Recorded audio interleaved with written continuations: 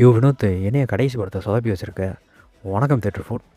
தளபதியோட கடைசி படமான ஜனநாயகன் படத்தோட ரிவ்யூ தான் ஸ்பாய்லரே எல்லாம் பார்க்க போகிறோம்.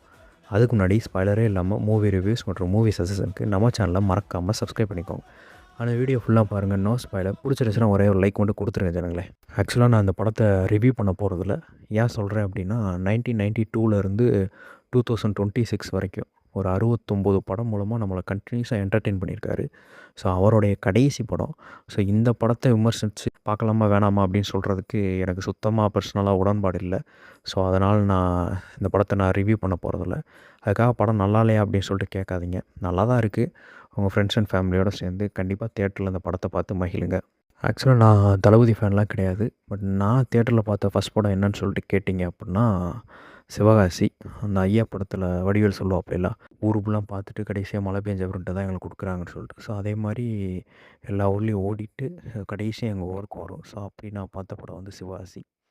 ஸோ அதுக்கப்புறமாட்டி கத்தி, தெறி, பிகிலு, பைரவா, லியோ, கோட்டு, ஜில்லா, ஸோ இப்படி நிறையா படம் பார்த்துருக்கேன் தேட்டரில். ஸோ உங்களுக்கு இதே மாதிரி எக்ஸ்பீரியன்ஸ் இருந்துச்சு அப்படின்னா கண்டிப்பாக கீழே கமெண்ட் செக்ஷனில் சொல்லுங்கள். ஆக்சுவலாக பிகில் பார்க்கும்போதெல்லாம் வந்து ஒரு ஃபெஸ்டிவல் டயத்தில் ரிலீஸ் ஆயிருந்துச்சு. அது தீபாவளியா பொங்கலான்னு சொல்லிட்டு எனக்கு கரெக்டாக தெரில. ஸோ அந்த டயத்தில் நாங்கள் எல்லாம் படம் பார்த்துட்டு வந்தோன்னே, அந்த ஒரு பெரிய ஜெயிண்ட் வீல வந்து சங்கிலி கருப்புன்னு சொல்லிட்டு வந்து இழுப்பார் இல்லையா, அந்த அந்த மாதிரி ஏதோ ஒரு சீக்வன்ஸ் வந்து ஆக்சுவலாக என் ஸ்கூல் ஃப்ரெண்ட் வந்து செஞ்சு காட்டிக்கிட்டே வந்தான். அப்படி செஞ்சு காட்டிக்கிட்டே வரப்போகும்போது அவன் வேட்டி கட்டியிருந்தான். ஸோ வேட்டிக்கு உள்ளே வந்து ஒரு துண்டை கட்டிட்டு அது மேலே வேட்டி கட்டிட்டேன். அப்படியே மறந்தாப்புல ஒரு 20 கிலோமீட்டர் ட்ராவல் பண்ணி வந்து இந்த படத்தை பார்த்தான்.